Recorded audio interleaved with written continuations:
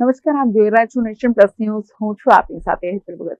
સોમનાથ મંદિરમાં કાર્તિકી પૂર્ણિમાની મધ્યરાત્રિએ અદ્ભુત અમૃત વર્ષાનો યોગ રચાયો છે, જેમાં શ્રી સોમનાથ જ્યોતિર્લિંગ, ધ્વજદંડ અને ચંદ્ર એક હરોળમાં આવ્યા હતા. શ્રી સોમનાથ મંદિરમાં કાર્તિક પૂર્ણિમાની મધ્યરાત્રિએ અદ્ભુત અમૃત વર્ષાનો યોગ રચાયો હતો, જેમાં શ્રી સોમનાથ જ્યોતિર્લિંગ, ધ્વજદંડ અને ચંદ્ર એક હરોળમાં આવ્યા હતા. જેમાં વર્ષમાં માત્ર એકવાર બનતો આ ખગોળીય સંયોગ ચંદ્રદેવ પોતાના નાથ સોમનાથ મહાદેવને પોતાની ચાંદીથી અભિષેક કરે છે, જેને લઈને દેશ વિદેશમાંથી હજારો ભક્તોએ આ અદ્ભુત દ્રશ્યના સાક્ષી બન્યા હતા. શ્રી સોમનાથ મંદિર હર હર મહાદેવના નાદથી ગુંજી ઉઠ્યું હતું. રાત્રે 11 વાગે મહાપૂજા અને મધ્યરાત્રિએ 12 વાગે મહાઆરતી યોજાઈ હતી. ત્રિપુરાની પૂર્ણિમા તરીકે ઓળખાતા આ દિવસે શિવજીએ ત્રિપુરાસુરનો સંહાર કર્યો હતો. આમ કાર્તિક પૂર્ણિમાની પવિત્ર રાત્રે સોમનાથ ધામે સર્જાયો છે ભક્તિ, સંગીત અને આસ્થાનો અમૃત વર્ષાનો સંયોગ સર્જાયો હતો.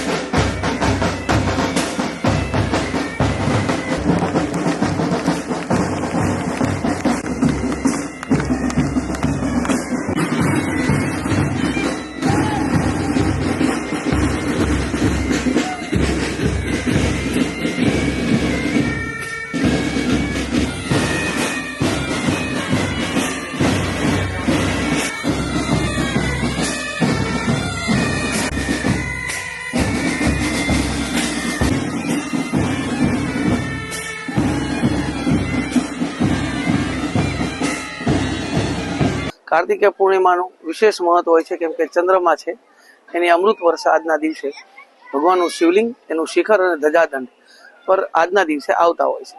બીજું એનું આજનું મહત્વ એવું હોય છે કે ત્રિપુરાસુર નામના રાક્ષસનો વધ મહાદેવે અહીંયા કરેલો હોય છે, જે આપણા જીવનમાં એનો અર્થ એવો થાય છે કે આપણે કામ, ક્રોધ અને મોહને આપણે એનાથી દૂર રહેવું જોઈએ. આવી ભગવાન આપણને આજના દર્શનથી પ્રેરણા આપે છે. કાર્તિકી પૂર્ણિમાના દિવસે સોમનાથ મહાદેવ પર ચંદ્રમાના આવવાથી એની જે અમૃત વર્ષા થાય છે એ આપણને ખૂબ જ પોઝિટિવ અને મનને સ્થિર રાખવાની એનર્જી પ્રાપ્ત કરે છે. આજના દિવસે આ દર્શન કરવાનું વિશેષ મહત્વ હોય છે. સોમનાથ ટ્રસ્ટ દ્વારા 1955 થી કાર્તિકી પૂનમના ઉત્સવ ઉજવવામાં આવી રહ્યો છે. ખાસ કરીને કાર્તિકી પૂનમ એટલે 11 થી લઈ અને પૂનમ એમ 5 દિવસ સોમનાથ મંદિર રાત્રે 11 વાગ્યા સુધી અને પૂનમના દિવસે રાત્રે 1 વાગ્યા સુધી દર્શન માટે ખુલ્લું રહે છે. કાર્તિકી પૂનમના દિવસે રાત્રે 12 વાગે વિશેષ મહાઆરતી કરવામાં આવે છે, મહાપૂજા કરવામાં આવે છે અને ખાસ કરીને કાર્તિકી પૂનમના દિવસે ચંદ્રમાં બરાબર રાત્રે 12 વાગે ભગવાન સોમનાથજીના મંદિરના શિખર ઉપર એટલે કે સીધી લીટીમાં એના દર્શન થાય છે.